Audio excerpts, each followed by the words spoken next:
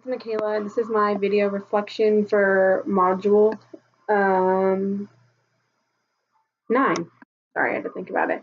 All right, the first question is, describe the role of assistive technologies in the classroom. What past experiences have you had with assistive technologies? And out of the ones that you have observed this week, which did you find most interesting or most applicable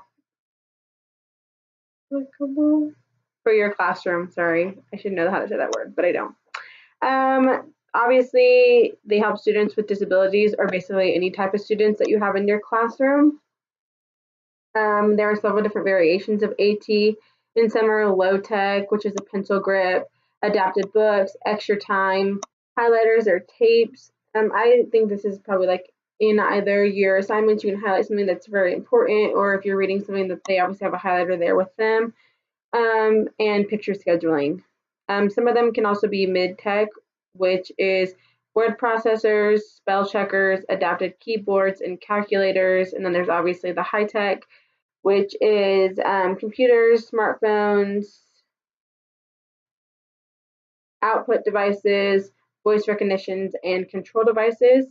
And then I haven't really had a whole lot of experience, but I mean, in elementary school all the way to like my junior year of high school, I had an IEP, which is an individualized education program. And I had extra time on my classwork and tests, and then I could also like ask questions whenever I felt like. So we didn't have to wait until the end to ask questions. I could just easily ask my questions then at that time. And then the one that I would probably use more in my classroom, because I find these all like interesting, so I couldn't just narrow it down to one. But I would probably use the IDEA, which is something that all schools nowadays are using because there's so many kids that identify with a learning disability or they have disabilities in general. So you have to adapt your classes to them. And so I just thought that that was something that I would use in my classroom every day as a teacher already. So the second one is describe 3 of the 6 applications of AT and give examples of each that is not already referenced.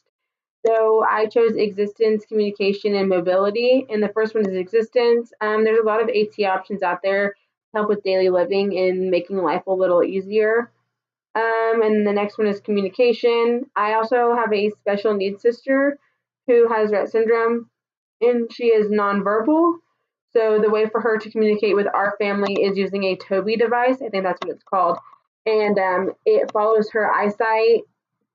And basically she can find words, or she can like look at a picture to tell us who she wants to like talk to, basically.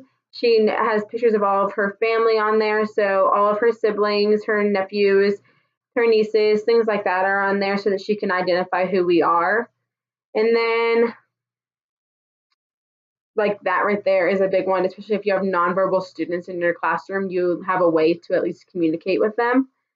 And then the next one is mobility. There are so many devices that are around to make life better and help people's lives easier, especially if they have low mobility. So prosthetics, scooters, wheelchairs, wheelchair ramps. There's handlebars on the side so that you have like you can't lose your balance, things like that that you just really didn't think that you wouldn't really think of until like you really have to look at it.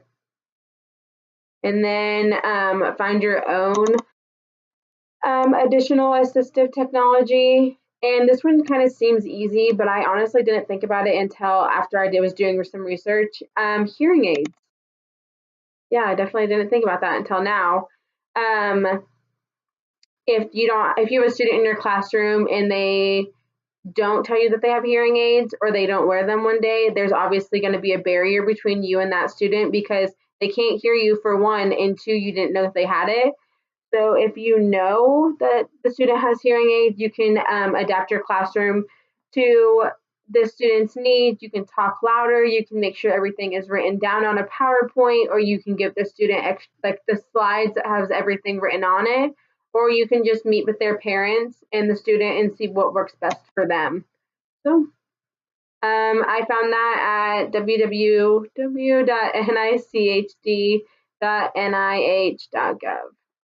And that's about it. Thank you.